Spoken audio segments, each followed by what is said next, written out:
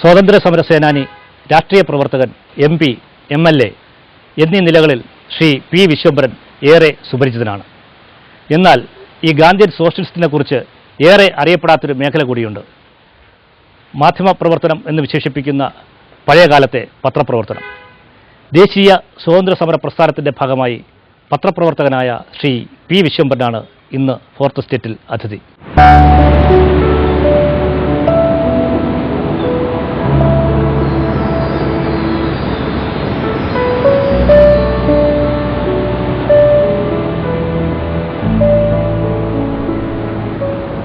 പത്രപ്രവർത്തന രംഗത്തേക്ക് കടന്നു വരാനുണ്ടായ സാഹചര്യത്തെക്കുറിച്ചൊന്ന് വിശദീകരിക്കാം. അത് എൻ്റെ രാഷ്ട്രീയ പ്രവർത്തനം നടത്തിക്കൊണ്ടു പോകാൻ എന്തെങ്കിലും ചെറിയൊരു വരുമാനം ഉണ്ടാവേണ്ടത് അന്നൊരാവശ്യമായിരുന്നു. 46 മാർച്ചിൽ ഞാൻ BA പരീക്ഷ എഴുതി. അതുവരെ അവിടെ ഹോസ്റ്റലിലൊക്കെയാണ് താമസിച്ചിരുന്നത്. ഞാൻ രാഷ്ട്രീയത്തിലിറങ്ങുന്നത് എൻ്റെ അച്ഛന് തീരെ ഇഷ്ടമുള്ള കാര്യമായിരുന്നില്ല.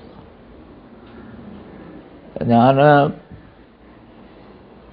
വിദ്യാർത്ഥി കോൺഗ്രസ് അതിന് മുമ്പത്തെ കൊല്ലം 45 ഇവിടെ സംഘടിപ്പിച്ചത് മുതൽ അതിൻ്റെ ഒരു സജീവ പ്രവർത്തകനായി.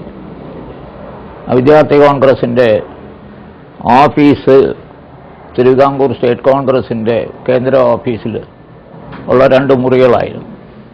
അത് നമ്മുടെ ഇപ്പോഴത്തെ VJT ഹാളിൻ്റെ കിഴക്കുവശത്താണ്. അപ്പോൾ വിദ്യാർത്ഥി കോൺഗ്രസിൻ്റെ പ്രവർത്തനങ്ങളുമായി അവിടെ ചെന്ന് സ്റ്റേറ്റ് കോൺഗ്രസ്സിലെ നേതാക്കന്മാരും ഒക്കെ ആയിട്ട് പരിചയപ്പെട്ട് അങ്ങനെ വന്നപ്പോൾ ഈ ഹോസ്റ്റലിൽ ഇവിടെ നിന്ന് മാറി ഹോസ്റ്റലിൽ താമസിച്ചിരുന്നത് കൊണ്ട് ആ പ്രവർത്തനം അച്ഛനറിയാതെയൊക്കെ നടത്താൻ കഴിയുമായിരുന്നു. പരീക്ഷ എഴുതി കഴിഞ്ഞപ്പോൾ പിന്നെ ആ ഒരു കാരണം പറഞ്ഞ് വീട്ടിൽ നിന്ന് പൈസ വാങ്ങാൻ നിർവാഹമില്ല. എനിക്കാണെങ്കിൽ അപ്പോൾ ഞാൻ ഏതാണ്ട് ആ സ്റ്റേറ്റ് കോൺഗ്രസ് ഓഫീസിലെ ഒരു പ്രവർത്തകനും കൂടെയായി മാറി. അന്ന് C. നാരായണ പിള്ളയായിരുന്നു കോൺഗ്രസിൻ്റെ ജനറൽ സെക്രട്ടറി. അവിടെ പറയത്തക്ക സ്റ്റാഫൊന്നുമില്ല, ക്ലാർക്കൊന്നുമില്ല. അപ്പോൾ കുറേ ഈ എഴുത്ത് പണികളൊക്കെ എന്നെ കൊണ്ട് ചെയ്യിക്കുമായിരുന്നു. അപ്പോൾ എൻ്റെ ഒരു സാമാന്യം നല്ല കൈയക്ഷരം ഉണ്ടായിരുന്നു. മലയാളമൊക്കെ തെറ്റുകൂടാതെ എഴുതുകയും പറയുകയും ചെയ്യുമായിരുന്നു. അത് അദ്ദേഹം വലിയ സാഹിത്യകാരനും കൂടെ ആയിരുന്നല്ലോ. അപ്പോൾ അതുകൊണ്ട് എൻ്റെ പ്രവർത്തനങ്ങൾ അദ്ദേഹത്തിന് കൂടുതൽ ഇഷ്ടപ്പെട്ടു. അപ്പോൾ മുഴുവൻ സമയം അവിടെ ഇരുന്ന് അദ്ദേഹത്തെ സഹായിച്ചാൽ കൊള്ളാമെന്ന് അദ്ദേഹം പറഞ്ഞു. എനിക്കാണെങ്കിൽ വീട്ടിൽ നിന്ന് മാറി നിൽക്കണം. അപ്പോൾ അത്യാവശ്യം നിത്യനിദാന ചെലവുകൾക്ക് എന്തെങ്കിലും ഒരു മാർഗം വേണം. അപ്പോൾ ഞാൻ പറഞ്ഞു, ഞാൻ വീട്ടിൽ പോയാൽ പിന്നെ ബുദ്ധിമുട്ടാണ്. അതുകൊണ്ട് എന്തെങ്കിലും ഒരു ചെറിയ പണി, അന്ന് ഒരു 30 രൂപ പോലും പ്രതിമാസം തരാൻ സ്റ്റേറ്റ് കോൺഗ്രസ്സിന് കഴിയില്ലായിരുന്നു. അപ്പോഴാണ് ഞങ്ങളുടെ കൂടെയൊക്കെ ഉണ്ടായിരുന്ന ഒരു PK സുകുമാരൻ നായർ എന്ന് പറഞ്ഞ് വിദ്യാർത്ഥി കോൺഗ്രസ്സിൽ ഞങ്ങളുടെ സീനിയർ, ഞങ്ങളൊക്കെ BAയ്ക്കും പഠിക്കുന്ന കാലത്ത് ലോ കോളേജിൽ പഠിച്ചുകൊണ്ടിരുന്ന ഒരാളുണ്ട്. അദ്ദേഹം അപ്പോൾ അഡ്വക്കേറ്റായിട്ട് എൻറോൾ ചെയ്ത്. അദ്ദേഹമാണ് ഈ മലയാളി പത്രത്തിൽ ഒരു സിറ്റി റിപ്പോർട്ടറുടെ ഒഴിവുണ്ട്, അത് ശ്രമിച്ചാൽ കിട്ടിയെന്ന്. അപ്പോൾ അന്ന് മലയാളി മാത്രമാണെന്ന് അല്പമെങ്കിലും കോൺഗ്രസിനോട് അനുകൂലമുണ്ടായിരുന്ന പത്രം. സ്റ്റേറ്റ് കോൺഗ്രസ് തുടങ്ങുന്ന കാലത്ത് അതിൻ്റെ പത്രാധിപർ MR മാധവ് വാര്യർ സ്റ്റേറ്റ് കോൺഗ്രസിൻ്റെ വർക്കിംഗ് കമ്മിറ്റി ട്രഷററും ഒക്കെ ആയിരുന്നു. അപ്പോൾ അതിൻ്റെ ഫലമായിട്ട് അന്ന് മലയാളി നിരോധിക്കപ്പെട്ടിരുന്നു. പിന്നെ മലയാളിയുടെ ഉടമസ്ഥർ ഈ അഴകത്ത് കുറുപ്പന്മാരാണ്. അവർ തിരിച്ച് അതിൻ്റെ പ്രസിദ്ധീകരണ അവകാശം തിരിച്ചെടുത്തു. പക്ഷേ അവരും അതിൻ്റെ പാരമ്പര്യം കുറേയൊക്കെ പിന്തുടർന്നു. പൂർണ്ണമായും കോൺഗ്രസിൻ്റെ ഒരു ജിഹുവായിരുന്നില്ലെങ്കിലും കോൺഗ്രസ് വാർത്തകളൊക്കെ പ്രസിദ്ധപ്പെടുത്തുമായിരുന്നു. അതുപോലും മറ്റൊരു പത്രവും കൂടെ നടത്തില്ലായിരുന്നു. ഇപ്പോൾ വലിയ പത്രസ്വാതന്ത്ര്യമൊക്കെ പറയുന്ന ആളുകൾ ഈ തിരുവിതാംകൂറിലുള്ള മുഴുവൻ പത്രവും ഈ മലയാളി ഒഴിച്ചുള്ളത് മുഴുവനും ഈ സർക്കാരിൻ്റെ വക്താക്കളായിട്ട് മാത്രം കഴിയുന്ന ഒരു കാലഘട്ടമായിരുന്നു. അക്കാലത്ത് വാർത്താശേഖരണവും റിപ്പോർട്ടിംഗ് എങ്ങനെയായിരുന്നു? അത് പിന്നെ അങ്ങനെ അവിടെ ഇതുണ്ടെന്നറിഞ്ഞപ്പോൾ സ്റ്റേറ്റ് കോൺഗ്രസിൻ്റെ നേതാക്കന്മാർ കുറച്ചുകൂടെ പ്രമാണി നേതാക്കന്മാർ അന്ന് പറവൂർ ടി.കെ. നാരായണപിള്ളയൊക്കെയാണ്, പിന്നീട് ചീഫ് മിനിസ്റ്ററായ ആൾ. അപ്പോൾ അദ്ദേഹമാണ് ശരിക്കും ഈ അഴകത്ത് കുറുപ്പിനോട് പറഞ്ഞ് എനിക്ക് ഈ റിപ്പോർട്ടറെ ജോലി വാങ്ങിച്ചത്. പ്രതിമാസം 50 രൂപ ശമ്പളം. അപ്പോൾ ഞാൻ താമസിക്കുന്നതൊക്കെ സ്റ്റേറ്റ് കോൺഗ്രസ് ഓഫീസിൽ. 50 രൂപ അന്ന് കഴിഞ്ഞുകൂടാൻ മതിയാവുന്ന ഒരു വരുമാനമാണ്. അപ്പോൾ റിപ്പോർട്ടിംഗ് എന്ന് പറയുന്നത് ഇന്നത്തെ പോലെ വലിയ മുഴുവൻ സമയം പ്രവർത്തനമൊന്നും ആവശ്യമില്ലായിരുന്നു. അതുകൊണ്ടുകൂടിയാണ് ഞാൻ അതിലേക്ക് പോയത്. ഒരു 2-3 വൈകുന്നേരത്തെ ഒരു 2-3 മണിക്കൂർ നേരത്തെ പ്രവർത്തനമേ വാസ്തവത്തിൽ ആവശ്യമുള്ളൂ. അപൂർവമായി വേറെ വല്ല ഫങ്ഷൻസൊന്നും റിപ്പോർട്ട് ചെയ്യാൻ പോകേണ്ടി വന്നത് വളരെ അപൂർവ സംഭവമാണ്. അപ്പോൾ പ്രധാന റിപ്പോർട്ടിംഗ് എന്ന് പറയുന്നത് ഈ സെക്രട്ടേറിയറ്റിലെ പ്രസ് റൂമിൽ ചെന്നിട്ട് അന്നന്ന് ഇറങ്ങുന്ന പ്രസ് റിലീസുകൾ മലയാളത്തിലാക്കി എഴുതി ഈ പത്രം ഓഫീസിൽ എത്തിക്കുക എന്നുള്ളതാണ്.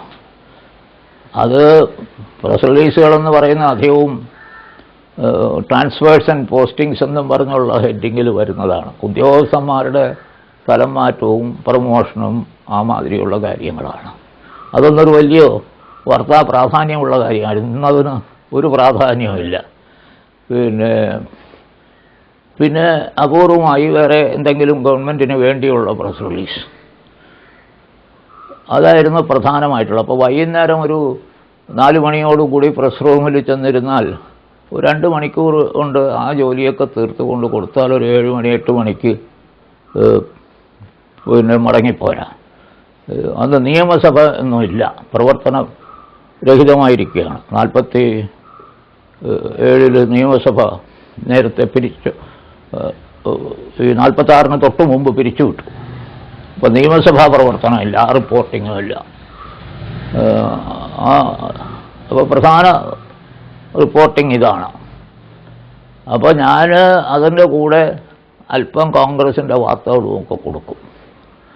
കോൺഗ്രസ് പ്രസിഡന്റ് പട്ടംതാണുള്ളയുടെ പ്രസംഗം റിപ്പോർട്ട് ചെയ്യാൻ ഒരു പത്രപ്രവർത്തകനും പോകാത്ത ഒരവസ്ഥ റിപ്പോർട്ട് ചെയ്ത് എഴുതി കൊടുത്താൽ ഈ മലയാളി ഒഴിച്ച് വേറെ ഒന്നും പ്രസിദ്ധപ്പെടുത്താത്ത ഒരവസ്ഥയായിരുന്നു. 1-2 പത്രങ്ങൾ അപ്പോഴത്തേക്ക് നിരോധിക്കപ്പെട്ട് കഴിഞ്ഞിരുന്നു. മനോരമയൊക്കെ അപ്പോൾ നിരോധനത്തിന് വിധേയമായിരിക്കുകയായിരുന്നു. അപ്പോൾ എനിക്ക് എൻ്റെ കോൺഗ്രസ് പ്രവർത്തനത്തോട് യോജിക്കുന്ന ഒരു പത്രവും കൂടെ കിട്ടി. പക്ഷേ അത് തന്നെ എനിക്ക് ഒടുവിൽ അവിടുത്തെ ജോലി അവസാനിപ്പിക്കേണ്ടതായിട്ടും വന്നു. ആ കാരണം കൊണ്ട് തന്നെ.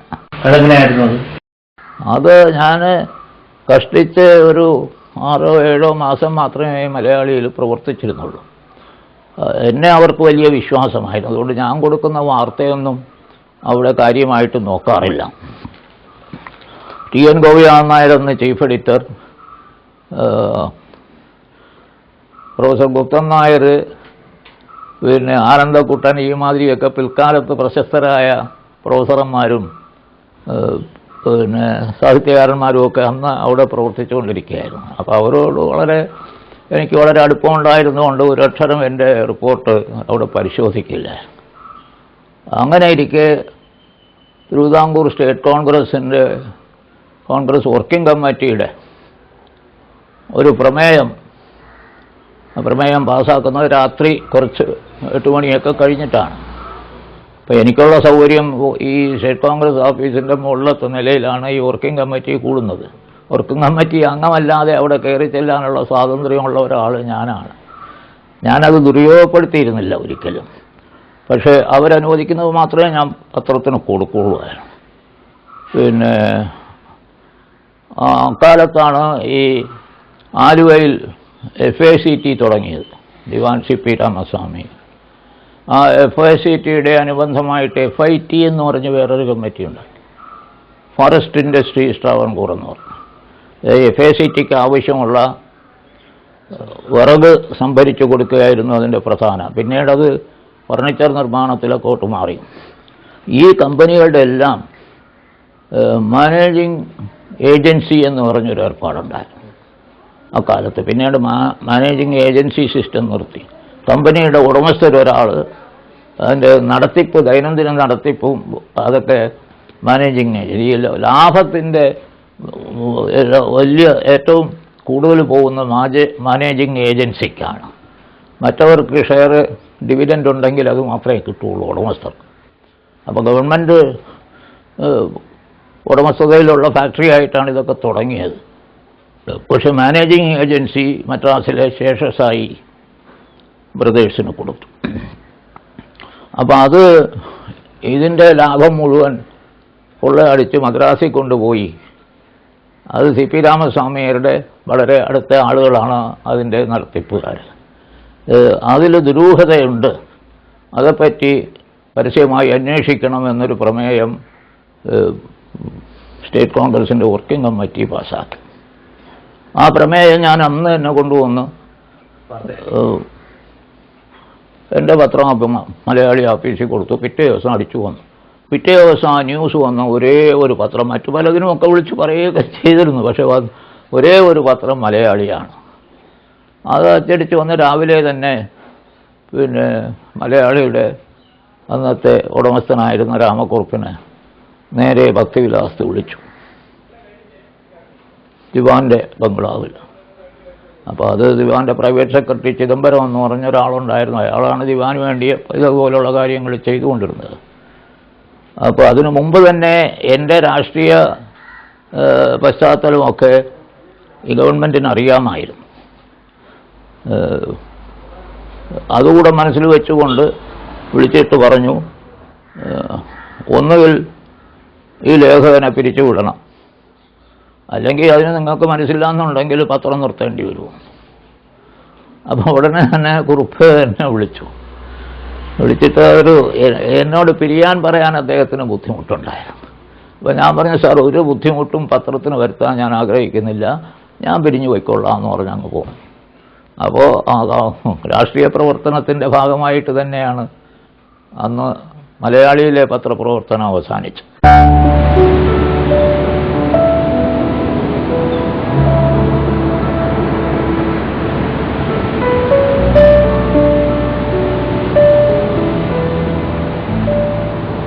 മലയാളി ദിനപത്രം വിട്ടകത്ത് മാതൃഭൂമിയിലേക്കാണ് സാറ് ചേർന്നത്. ആ കാലഘട്ടം ഒന്ന് മാതൃഭൂമി പോയതും ഇതേ കാരണം കൊണ്ടാണ്. അപ്പോൾ പിന്നെ എനിക്ക് അവിടെ തുടരണം. അപ്പോൾ മാതൃഭൂമിയുടെ അന്നത്തെ പത്രാധിപർ കെ എ ദാമോദര മേനോനായിരുന്നു. കെ എ ദാമോദര മേനോൻ്റെ നേരെ മൂത്ത സഹോദരനാണ് കോൺഗ്രസിൻ്റെ ഒരു പ്രമുഖ നേതാവായി ഇവിടെ ഉണ്ടായിരുന്ന കെ എ ഗംഗാധര മേനോൻ. അപ്പം അദ്ദേഹം വിളിച്ച് ദാമോദര മേനോനോട് പറഞ്ഞപ്പോൾ എന്നെ ഇവിടെ ഒരു പാർട്ട് ടൈം റിപ്പോർട്ടറായിട്ട് വെച്ചു. അന്നൊരു മുഴുവൻ സമയം റിപ്പോർട്ടറൊന്നും മാതൃഭൂമിക്കില്ല. മാതൃഭൂമിക്ക് തിരുവിതാംകൂറിലൊന്നും സർക്കുലേഷനും ഇല്ല, കൊച്ചി വരെ വന്ന് നിന്ന് പോകും. അപ്പോൾ അവർക്കും ആവശ്യമുള്ളത് ഈ കോൺഗ്രസിൻ്റെയൊക്കെ അല്പം വാർത്തകളാണ്. അന്ന് പൂർണ്ണമായും കോൺഗ്രസിൻ്റെ ഔദ്യോഗിക ജിഹയായിട്ട് മാതൃഭൂമി പ്രവർത്തിക്കുന്ന കാലമായിരുന്നല്ലോ. അപ്പോൾ ഈ ഇച്ഛിച്ചതും വൈദ്യം കൽപ്പിച്ചതും ഒന്നെന്ന് പറഞ്ഞതുപോലെ എനിക്കും അത് തന്നെ വലിയ ജോലിയുമില്ല. പ്രധാനപ്പെട്ട വാർത്തകൾ അയച്ചാൽ മതി. അത് ഇവിടുന്ന് കമ്പി അടിക്കണം. അതാണ് നിങ്ങൾ ചോദിച്ച അന്നത്തെ ഈ വാർത്താവിനിമയത്തിൻ്റെ. അത് ഇംഗ്ലീഷിൽ കമ്പി അടിക്കണം. ആ കമ്പി പൈസ കൊടുക്കാതെ അടിക്കാനുള്ള മുൻപ് ഒരു ഏർപ്പാടും തന്നുണ്ട്. ബെയറിംഗ് അതോറിറ്റി എന്ന് പറഞ്ഞു, അവർ ഹെഡ് ഓഫീസിൽ നിന്ന് പൈസ കൊടുത്തോളൂ. അപ്പോൾ അതുകൊണ്ട് പ്രധാനപ്പെട്ട വല്ലതും അയച്ചാൽ മതി. പിന്നെ ആഴ്ചയിലൊരിക്കൽ ഒരു വാർത്താ കുറിപ്പ് പോലെ, റിപ്പോർട്ടിംഗ് പോലെ പ്രധാനപ്പെട്ട സംഭവങ്ങൾ ക്രോഡീകരിച്ച് എന്തെങ്കിലും എഴുതി അയച്ചു കൊടുക്കണം. അതുകൊണ്ട് വളരെ ലഘൂകരിക്കപ്പെട്ടു. അപ്പോൾ അവരും 50 രൂപ തന്നു. അതുകൊണ്ട് ഞാൻ ഈ 47 മുതൽ 49 ജൂലൈ വരെ അതിൽ പ്രവർത്തിച്ചു.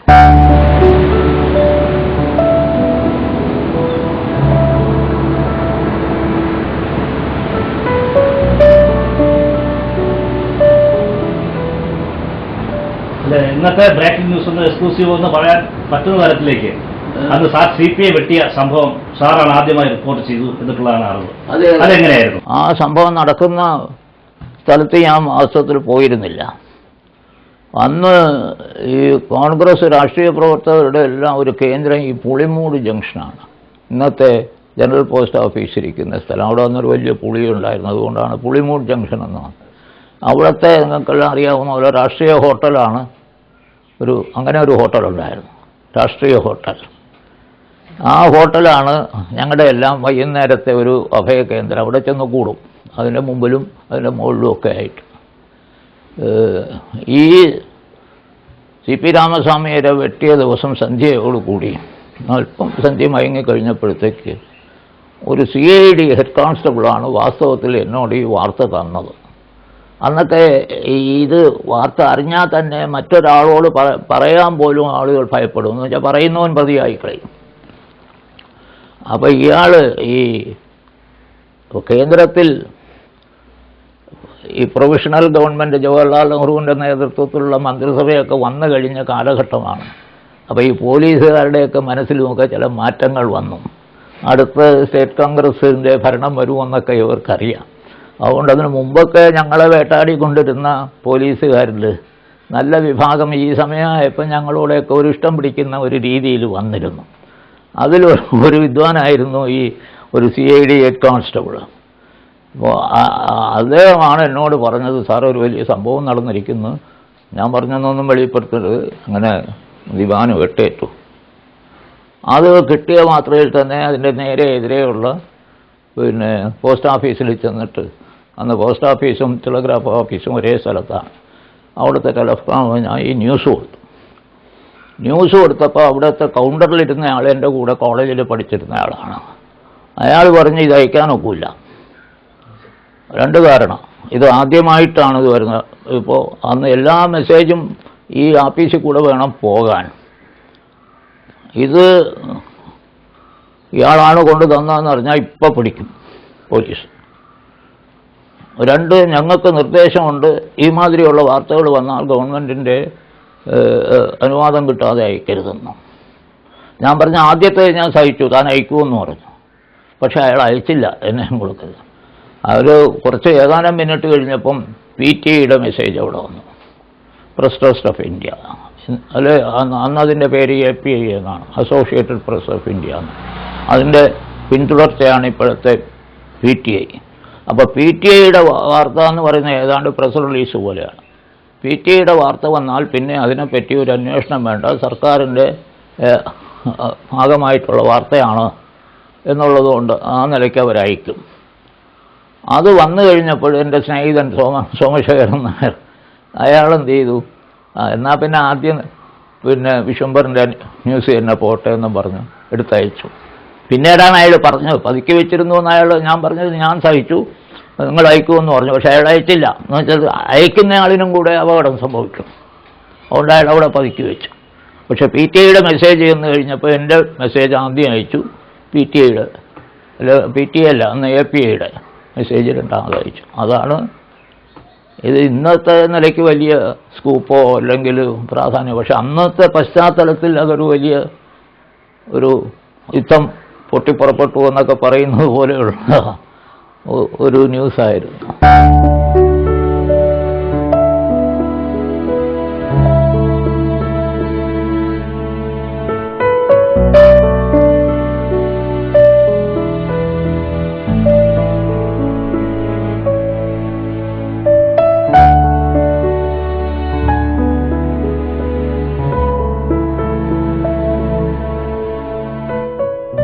മാതൃഭൂമിയുടെ തിരുവനന്തപുരം എഡിഷൻ വന്നപ്പോഴത്തേക്കും സ്വയമേ മാറിയതാണോ അല്ലെങ്കിൽ? ഞാൻ അതിൽ സ്വയമേ മാറിയത് തന്നെ, അത് മാറിയതിന് ഒരു കാരണമുണ്ടായിരുന്നു. ഈ തിരുവിതാംകൂർ കൊച്ചി സംയോജനത്തിൻ്റെ ചടങ്ങ് ഇവിടെ നടക്കുന്നുണ്ടായിരുന്നു 49 ജൂലൈ 1-ാം തീയതി, വലിയ ആഘോഷമായിട്ട് അസംബ്ലി ചേംബറിലൊക്കെ. അത് കവർ ചെയ്യാനായിട്ട് ഇത് മാതൃഭൂമിയുടെ ഒരു സീനിയർ റിപ്പോർട്ടറും എറണാകുളം ബ്യൂറോ ചീഫുമായിരുന്ന കോൺഗ്രസ് നേതാവൊക്കെ ആയിരുന്ന ചൗവര പരമേശ്വരന് ഇവിടെ വന്നു. അപ്പോൾ അദ്ദേഹം ഞാനും കൂടെയാണ് ആ വാർത്തകളെല്ലാം തന്നെയൊക്കെ റിപ്പോർട്ട് ചെയ്തത്. അപ്പോൾ അന്ന് അദ്ദേഹം പറഞ്ഞു, ഇനി ഇവിടെ ഒരു തിരുവനന്തപുരത്ത് ഒരു ഓഫീസും പൂർണ്ണസമയ ലേഖകനുമൊക്കെ ആവശ്യമുണ്ട്. ആ ഓഫീസൊക്കെ സ്ഥാപിക്കാനുള്ള നടപടികൾ കൂടെ സ്വീകരിക്കാൻ എനിക്ക് നിർദ്ദേശമുണ്ട്. പക്ഷേ ഓഫീസൊക്കെ തുറന്നു കഴിഞ്ഞാൽ എനിക്കിവിടെ നിൽക്കാനൊക്കില്ല, ഞാനങ്ങ് എറണാകുളത്ത് പോകും. അപ്പോൾ അതിൻ്റെ ഒക്കെ ചുമതല വിശ്വംഭരന് തന്നെ ആയിരിക്കുമെന്ന് പറഞ്ഞു. അങ്ങനെ ഞങ്ങൾ അന്വേഷിച്ച് പിടിച്ചൊരു, ഞാൻ തന്നെ, എനിക്കന്ന് സാമാന്യം തിരുവനന്തപുരത്തൊക്കെ കുറച്ച് സ്വാധീനമൊക്കെ ഉണ്ട് ചെറുപ്പം. വഞ്ചൂര് കെട്ടിടമൊക്കെ കണ്ടുപിടിച്ച് ഓഫീസെല്ലാം തുറന്നു. അവിടെ എല്ലാം ഒക്കെ സംവിധാനങ്ങൾ ഒരുക്കി കഴിഞ്ഞിട്ട് ചൊവ്വര തിരിച്ചു പോയി. അപ്പോൾ പോയി കഴിഞ്ഞപ്പോൾ പിന്നെ ഉണ്ടായത്, എനിക്ക് കോഴിക്കോട്ട് മാതൃഭൂമിയുടെ ഹെഡ് ഓഫീസിൽ നിന്നുള്ള ഒരു ലെറ്ററാണ്. അത് തിരുവനന്തപുരത്തെ ബ്യൂറോ ചീഫായിട്ട് ചൊവ്വര പരമേശ്വരനെ നിയമിച്ചിരിക്കുന്നു, നിങ്ങൾ അദ്ദേഹത്തെ അസിസ്റ്റ് ചെയ്യണം എന്ന് പറഞ്ഞു. എനിക്ക് അപ്പോൾ പ്രായം കഷ്ടിച്ച് 23 വയസ്സൊക്കെ ഉള്ളുവെങ്കിലും ഈ രാഷ്ട്രീയ രംഗത്തൊക്കെ അല്പമൊക്കെ സ്വല്പം അറിയുന്നു. തിരുവനന്തപുരത്തൊക്കെ ഒരു അറിയപ്പെടുന്ന, ചിലപ്പോൾ ഒരു ദുരഭിമാനമാണെന്ന് പറയാം. അപ്പോൾ ഇവിടെ ഞാൻ തിരിച്ചെഴുതി അയച്ചു, ഈ തിരുവനന്തപുരത്ത് മറ്റൊരാളിൻ്റെ കീഴിൽ ജോലി ചെയ്യാൻ ഞാൻ ഉദ്ദേശിക്കുന്നില്ല. അങ്ങനെയാണ് അത് അവസാനിപ്പിച്ചത്.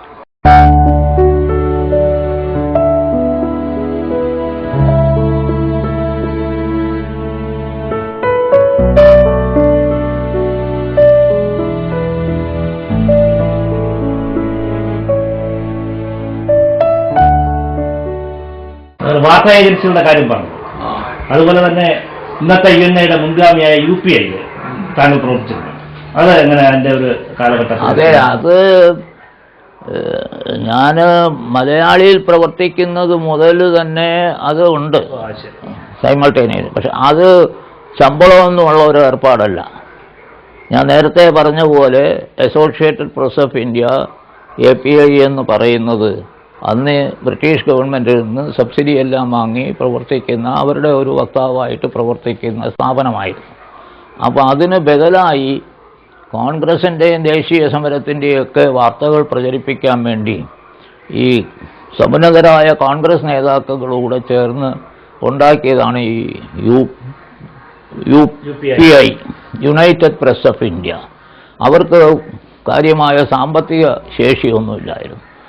അപ്പോൾ ഈ മിക്കവാറും സിറ്റികളിലൊക്കെ ഈ കോൺഗ്രസുമായിട്ട് ബന്ധപ്പെട്ടവരെ അവർ ലേഖകരായി വയ്ക്കും, ശമ്പളമൊന്നും കൊടുക്കില്ല. അതധികവും കോൺഗ്രസ് നേതാക്കളുടെ പ്രൈവറ്റ് സെക്രട്ടറിമാരോ ഓഫീസിൽ വർക്ക് ചെയ്യുന്നവരോ ഒക്കെയാണ്. ഉദാഹരണത്തിന് ഞാൻ മനസ്സിലാക്കിയിരുന്നത് മഹാദേവ് ദേശായി, ഗാന്ധിജിയുടെ പ്രൈവറ്റ് സെക്രട്ടറി, അദ്ദേഹം ഈ UPIയുടെ ഒരു ലേഖകനും കൂടെ ആയിരുന്നു. എവിടെ പോയാലും ഈ വാർത്തകൾ UPIക്ക് അയച്ചു കൊടുക്കും. അപ്പോൾ അതുപോലെ ഇവിടെ ഒരു കോൺഗ്രസ്സുകാരനായ ശമ്പളം കൂടാതെ പ്രവർത്തിക്കാൻ കഴിയുന്ന പത്രപ്രവർത്തകൻ ആരാണെന്ന് എങ്ങനെ അവർ അന്വേഷിച്ചപ്പോൾ പിന്നെ കണ്ടുപിടിച്ചതാണ് ഞാനുണ്ടെന്ന്. ഞാനത് സന്തോഷത്തോടു കൂടി ഏറ്റെടുത്തു. അവർക്കും ഈ പറഞ്ഞ പോലെയാണ്, വളരെ ചുരുക്കം വാർത്തകൾ, പ്രധാനപ്പെട്ട വാർത്തകളെ അവർക്ക് ആവശ്യമുള്ളൂ. പിന്നെ അഖിലേന്ത്യാ നേതാക്കന്മാർ, കോൺഗ്രസിൻ്റെ പ്രസിഡന്റ്, കേന്ദ്രത്തിലെ മന്ത്രിമാർ, ഇന്ത്യൻ പ്രസിഡൻ്റൊക്കെ ഇവിടെ പര്യടനം നടത്തുമ്പോൾ മാത്രമേ അവർക്ക് വിശദമായ എന്തെങ്കിലും ആവശ്യമുള്ളൂ. അപ്പോൾ അങ്ങനെയുള്ള അവസരത്തിൽ മാത്രം ചിലപ്പോൾ ഒരു 100 രൂപയൊക്കെ എനിക്ക് അയച്ചു തരും, അല്ലാതെ ശമ്പളത്തോടു കൂടിയല്ല. അപ്പോൾ അത് ഈ മറ്റ് മലയാളം പത്രങ്ങളിൽ പ്രവർത്തിക്കുന്ന കാലത്തൊക്കെ തന്നെ അതോടൊപ്പം സൈമൾട്ടേനിയസ് ആയിട്ടാണ് ഈ UPIയുടെ പ്രവർത്തനം കൊണ്ടുപോയത്.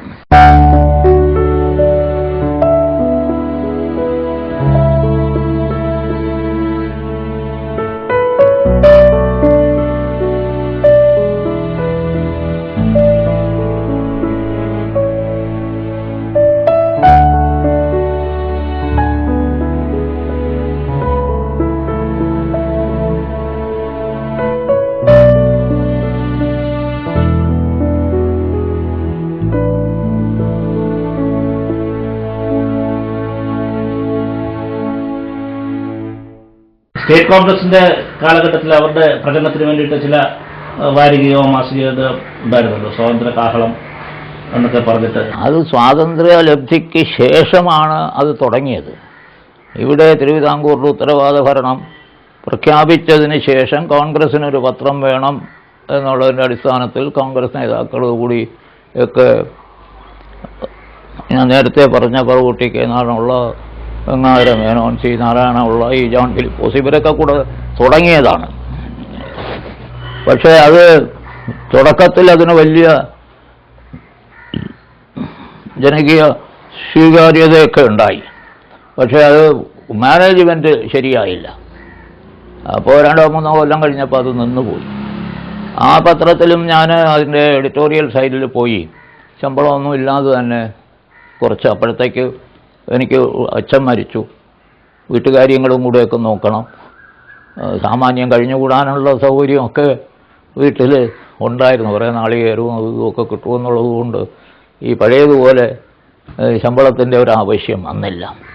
എങ്കിലും പത്രപ്രവർത്തനം തുടരണം. പിന്നെ അതെനിക്ക് ഇഷ്ടപ്പെട്ട ഒരു തൊഴിലാണെന്ന് വെച്ച് ഞാൻ പിന്നെയും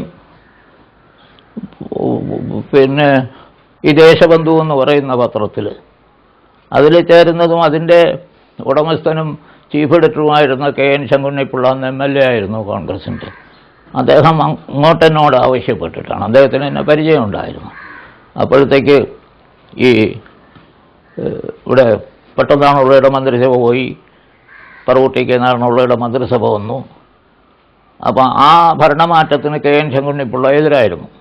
ശങ്കുണ്ണിപ്പിള്ള പെട്ടെന്നാണുള്ളയുടെ ആളും അദ്ദേഹത്തിൻ്റെ എതിര് ഭാഗമായിരുന്നു TK നാരായണപിള്ള.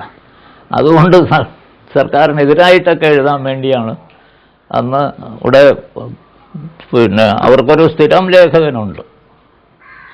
ഞാൻ നേരത്തെ പറഞ്ഞ ദൈനംദിന ജോലികളെല്ലാം അയാൾ ചെയ്യും, ഈപ്പനെന്ന് പറഞ്ഞു. ഞാൻ ഈ രാഷ്ട്രീയ കാര്യങ്ങൾ അത് ഈ ഒരു ചായ്വോടുകൂടി സർക്കാർ എതിരായിട്ടുള്ള വാർത്തകളോ സ്റ്റോറീസും ഒക്കെ സംഘടിപ്പിച്ചയക്കാം. പത്രപ്രവർത്തനം സംഘടിപ്പിക്കുന്ന കാര്യത്തിൽ താങ്കളാണ് ആദ്യം. അതെന്താണെന്ന് വെച്ചാൽ ഈ രാഷ്ട്രീയ പ്രവർത്തനത്തിൻ്റെ ഭാഗമായിട്ട് തന്നെ ഞാൻ ഈ പ്രദേശത്ത് ചില ട്രേഡ് യൂണിയൻ സംഘടനകൾ സംഘടിപ്പിച്ച് രജിസ്റ്റർ ചെയ്തൊക്കെ അതിൻ്റെയൊക്കെ നേതൃസ്ഥാനത്തുണ്ടായിരുന്നു. അപ്പോഴാണ് അന്ന് യാതൊരുവിധ സേവന വ്യവസ്ഥ അങ്ങനെ ഒന്നുമില്ല. പിന്നെ ഒരു വൈകുന്നേരം ഒരുമിച്ച് കാപ്പി കുടിക്കുന്ന ഒരു ഏർപ്പാടെന്നുള്ള നിലയ്ക്ക് ഞങ്ങളൊന്ന് കൂടിയതാണ്. അക്രഡിറ്റഡ് കറസ്പോണ്ടൻസ് എന്ന് പറഞ്ഞൊരു 10 ആളെ ഉണ്ടായിരുന്നുള്ളൂ. ഞങ്ങളാണത് തുടങ്ങിയത്. അപ്പോൾ ഇതൊന്ന് വിപുലീകരിക്കണമെന്ന് പറഞ്ഞ് ചുരുക്കത്തിൽ പറയുകയാണ്. അപ്പോൾ ഞാൻ നിർദ്ദേശിച്ചു ഇത് ട്രേഡ് യൂണിയൻ ആക്കണം. ചിലർക്കൊക്കെ അതിൽ എതിരുണ്ടായിരുന്നു, അത് ഈ തൊഴിലാളികളുടെ ഏർപ്പാടല്ലെന്ന്. പക്ഷേ അതിന് സ്വീകാര്യത കിട്ടി. അങ്ങനെ Thiruvithamkoor Kochi working journalist association എന്ന് പറഞ്ഞ് പിന്നെ അത് ട്രേഡ് യൂണിയൻ ആക്ട് അനുസരിച്ച് രജിസ്റ്റർ ചെയ്തു. കേരളകൗമുദിയുടെ അന്ന് ചീഫ് എഡിറ്ററായിരുന്ന K. കാർത്തികേയൻ, ഒടുവിൽ പൊതുജനം കാർത്തികേയൻ എന്ന് പറഞ്ഞ് വലിയ പ്രസിദ്ധനായി തീർന്നു. അദ്ദേഹം സ്വന്തമായി ഒരു പത്രം നടത്തി. അദ്ദേഹം പ്രസിഡൻറ്റും ഞാൻ ജനറൽ സെക്രട്ടറിയുമായിട്ടാണ് ആദ്യം തുടങ്ങിയത്. ഈ അച്ചടി മാധ്യമത്തോടൊപ്പം ഇന്നത്തെ ദൃശ്യമാധ്യമങ്ങളാണ് പലപ്പോഴും അജണ്ടകൾ സൃഷ്ടിക്കുന്നത്. അപ്പോൾ ഈ ദൃശ്യമാധ്യമവും പത്രമാധ്യമത്തെക്കുറിച്ചൊന്നൊരു എനിക്ക് ഈ ദൃശ്യമാധ്യമത്തെപ്പറ്റി വലിയ വിവരമൊന്നുമില്ല. അതിൻ്റെ സാങ്കേതിക വശം അതൊന്നും അറിയില്ല. ഞാൻ ഈ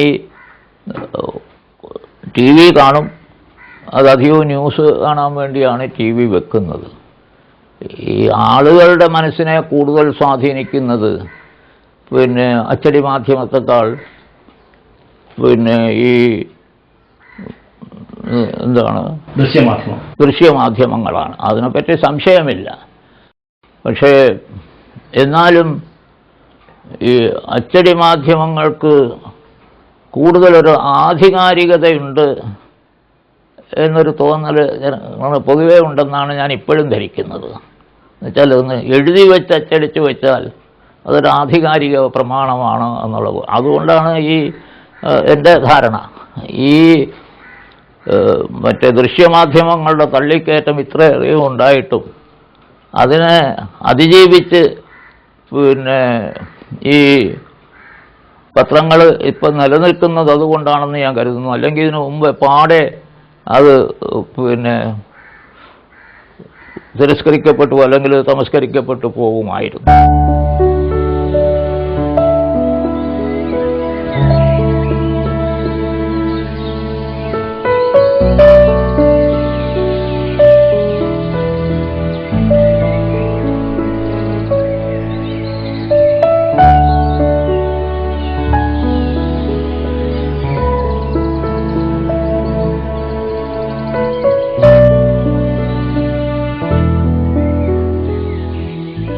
പത്രപ്രവർത്തനത്തിന് ശേഷം ഇപ്പോൾ രാഷ്ട്രീയത്തിലായിരുന്നു, പിന്നെ വളരെ കാലം സജീവമായിരുന്നു. ആ കാലഘട്ടം ഒന്ന് ചുരുക്കിയെന്ന് പറഞ്ഞാൽ? ഞാൻ പറഞ്ഞല്ലോ, തുടങ്ങുന്നതേ രാഷ്ട്രീയത്തിലാണ്. രാഷ്ട്രീയത്തിൻ്റെ ഒരു സ്വല്പം ആദ്യകാലത്ത് അല്പം വരുമാനം ആവശ്യമെന്നുള്ളതുകൊണ്ട് ഇതിലേക്ക് വന്നു. പിന്നെ അതെനിക്ക് പറ്റുന്നതും പിന്നെ മറ്റുള്ളവർ അംഗീകരിക്കത്തക്ക വിധത്തിലും ആ പ്രവർത്തനം നടത്തിക്കൊണ്ടു പോകാൻ സാധിച്ചപ്പോൾ അതിനോട് എനിക്ക് വലിയ ഇഷ്ടമുണ്ടായിരുന്നു. അതുകൊണ്ട് ഞാൻ ആദ്യം MLA ഒക്കെ ആവുമ്പോഴും ഈ ദേശബന്ധുവിൻ്റെ ആ പാർട്ട് ടൈം റിപ്പോർട്ടറായിട്ട് ഞാൻ പ്രവർത്തിച്ചു. മാസം 75 രൂപ ഒരു തരുമായിരുന്നു. അതിലൊന്നും എനിക്കൊരു കൂസലില്ലായിരുന്നു. പക്ഷെ അവിടെ നിന്നും പിരിയേണ്ടി വന്നത് ഒരു പ്രത്യേക സാഹചര്യത്തിലാണ്. അത് ഇപ്പോഴും ഉള്ള ഒരു പ്രതിഭാസമുണ്ടല്ലോ. ഈ പത്രങ്ങളുടെ ഉടമസ്ഥാവകാശം മുതലാളിമാർക്ക് അവരുടെ സാമ്പത്തിക താല്പര്യങ്ങൾക്ക് വേണ്ടി ആ പത്രങ്ങൾ നിലകൊള്ളണം. അത് തന്നെയാണ് ഇപ്പം ദൃശ്യമാധ്യമങ്ങൾക്കും ഉള്ളത്. അതെല്ലാം സർക്കാരിൻ്റെ ആണെങ്കിൽ പിന്നെ ദൂരദർശനാണെങ്കിൽ അത് സർക്കാരിന് വേണ്ടി നിലകൊള്ളണം എന്നുള്ള അവസ്ഥ അത് അന്നും ഉണ്ടായിരുന്നു. അതുകൊണ്ട് ഞാൻ MLA ആയിരിക്കുന്ന കാലഘട്ടത്തിൽ PSPയുടെ മന്ത്രിസഭയാണ്, തിരുവിതാംകൂർ കൊച്ചിയിൽ PSPയുടെ മന്ത്രിസഭ. അപ്പോൾ ഞാൻ PSPയിലെ MLA, PSPയിലെ ഒരു പ്രധാന ഭാരവാഹി. ഞങ്ങളുടെ പാർട്ടിയുടെ നയം അനുസരിച്ച് ദേശസാൽക്കരണം ഒരു പ്രധാന ഇനമാണ്. അപ്പോൾ ആ കാലത്ത് കുറേ പ്രൈവറ്റ് ബസ് റൂട്ടുകൾ ദേശസാൽക്കരിക്കാൻ സർക്കാർ ഉടമയിൽ ഏറ്റെടുത്ത് KSRTC, അന്ന് KSRTC ഇല്ല, അന്ന് സ്റ്റേറ്റ് ട്രാൻസ്പോർട്ട് ഡിപ്പാർട്ട്മെൻറ്റാണ്, അവരെ ഏൽപ്പിക്കാനുള്ള തീരുമാനമെടുത്ത് അതിനുള്ള നിയമ നടപടികൾ നോട്ടിഫിക്കേഷനൊക്കെ തുടങ്ങി. ഈ ശങ്കുണ്ണിപ്പിള്ളയ്ക്ക്, ദേശബന്ധുവിൻ്റെ ഉടമസ്ഥനായിരുന്ന ശങ്കുണ്ണിപ്പിള്ള,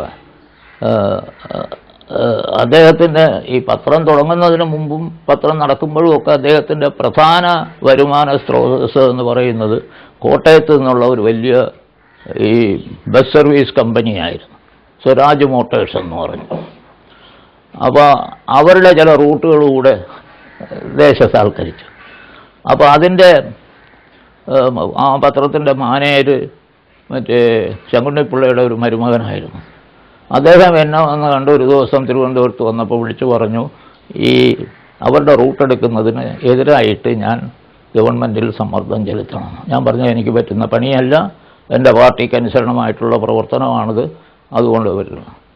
അയാൾ മിണ്ടാതെ അങ്ങ് പോയി.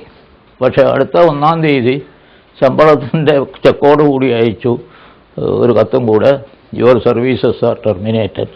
അങ്ങനെയാണ് അവിടെ തീർന്നത്. അപ്പോൾ പിന്നെ വേറെ പത്രത്തിനൊന്നും പോകാൻ പോയില്ല. ഇപ്പോൾ സാറ് ആനുകാലികങ്ങളിലൊക്കെ എഴുതാറുണ്ട്, മലയാളത്തിൽ ചില ആനുകാലികങ്ങൾ എഴുതാറുണ്ട്. ഈ സോഷ്യലിസ്റ്റ് മൂവ്മെൻറ്റുമായി ബന്ധപ്പെട്ടിട്ട് നാഷണൽ ലെവലിലുള്ള ചില ജേർണൽസിലൊക്കെ എഴുതാറുണ്ട്. അപ്പോൾ ഇപ്പോഴും അതെങ്ങനെയാണ് അതിൻ്റെ ഒരു പ്രവർത്തനം ഒന്ന് വിശദീകരിച്ച് നമുക്ക് ഈ ഇന്റർവ്യൂ അവസാനിക്കാം. കുറച്ച് മുമ്പ് വരെ ഈ രാഷ്ട്രീയ സംഭവവികാസങ്ങളുണ്ടാവുമ്പോൾ ഒരു മനസ്സിന് തീരെ പൊരുത്തപ്പെടാത്ത എന്തെങ്കിലും വരുമ്പോൾ ഞാൻ സ്വമേധയാ എഴുതുമായിരുന്നു. ഇപ്പം അങ്ങനെയൊന്നും എഴുതാൻ വയ്യ, വാർദ്ധക്യത്തിൻ്റെ ബുദ്ധിമുട്ടുകളൊക്കെ ഉണ്ട്. ഇപ്പോൾ എഴുതുന്നത് ആരെങ്കിലും ആവശ്യപ്പെടുമ്പോഴാണ്. അത് അധികവും ഇപ്പോൾ ആവശ്യക്കാർ വരുന്നത് ആരുടെയെങ്കിലും അനുസ്മരണം. ഇപ്പം ഞാൻ അവസാനമായി എഴുതി കൊടുത്തിരിക്കുന്നത് K. പങ്കജാക്ഷൻ്റെ അനുസ്മരണമായി ഒരു സോവനിയർ പ്രസിദ്ധപ്പെടുത്തുന്നു RSPക്കാർ. അപ്പോൾ അതിലേക്കാണ് ഇപ്പോൾ അവസാനം എഴുതി കൊടുത്തത്. അങ്ങനെ വേറെ ആരെങ്കിലും നിർബന്ധിക്കുമ്പോൾ മാത്രമേ ഇപ്പോൾ എഴുതാറുള്ളൂ. മറ്റത് ഞാൻ സ്വമേധയാ കുറേയൊക്കെ എഴുതുമായിരുന്നു. പത്രപ്രവർത്തന രംഗത്തെ താങ്കളുടെ വിലപ്പെട്ട അനുഭവങ്ങൾ പൊതുമാധ്യമ പ്രവർത്തകർക്ക് പ്രചോദനമാകും എന്ന് വിശ്വസിക്കുന്നു. നമസ്കാരം.